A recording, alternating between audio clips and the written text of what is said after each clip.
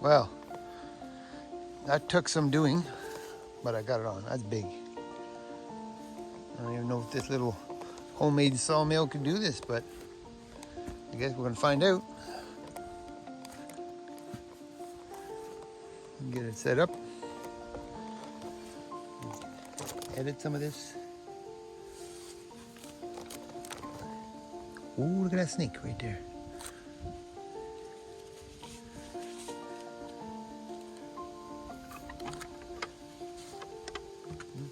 Get him another bit.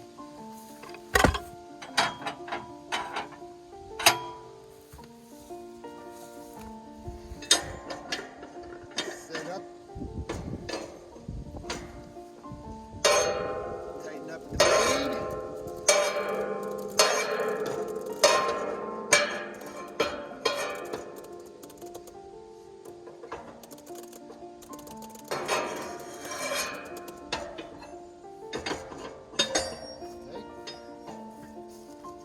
Start up the engine.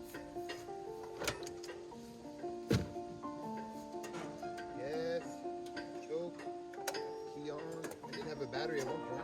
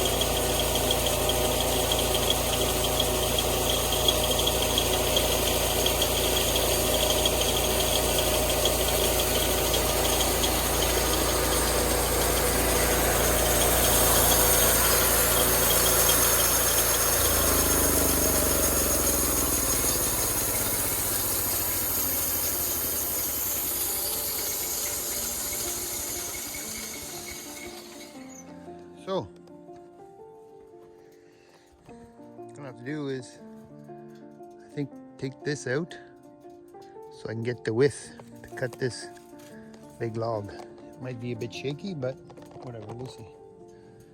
I'm gonna try to get this out of here. Oh no, it won't come out that way. So, I'll take it out this way.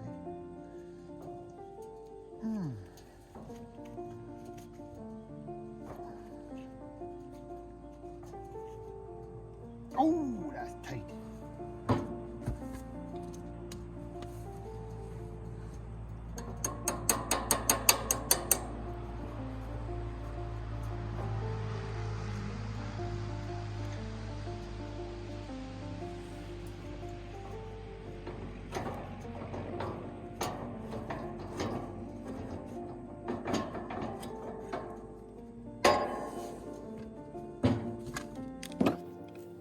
Fairly certain that might affect the cut, but what else are you gonna do? What else are you gonna do? Right? Let's set this up somehow. I apologize, I said it already many times. I'm the worst cameraman.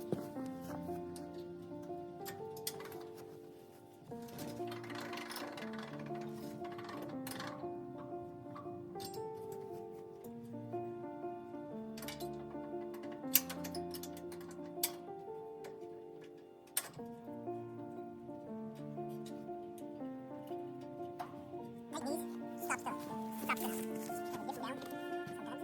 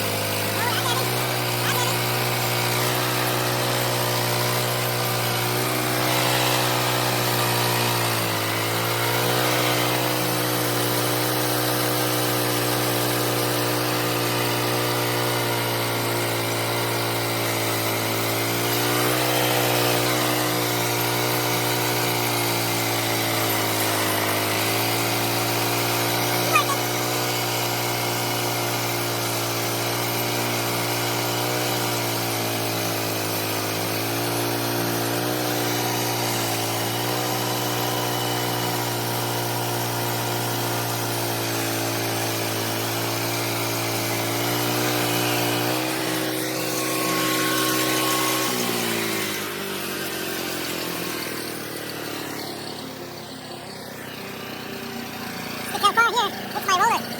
Okay, look, it's definitely a bit wavy, but I see there's no other guide on the other side, and the blade is not brand new. Alright, I'm going to set this up a little bit here.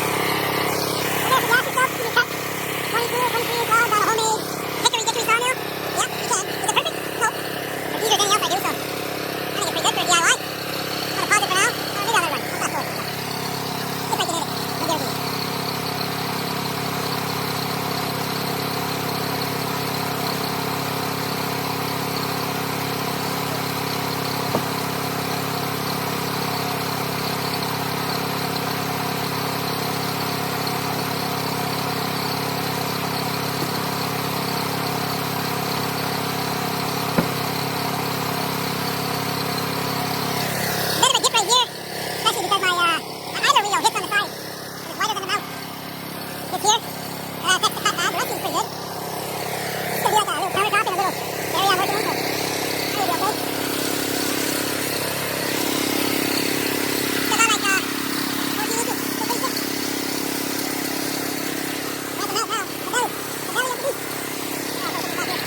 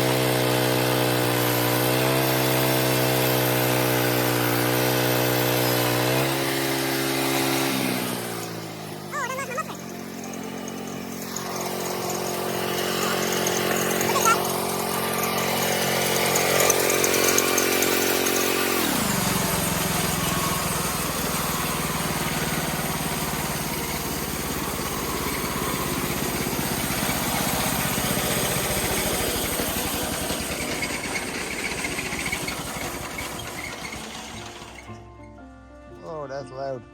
So, this is what you get on a DIY homemade sawmill. We're at like, I'm sure 23 inches at least. At least. It's over 2 feet, close to 2 feet. That's pretty good for a little Princess Auto. 13 horsepower. That thing has been solid.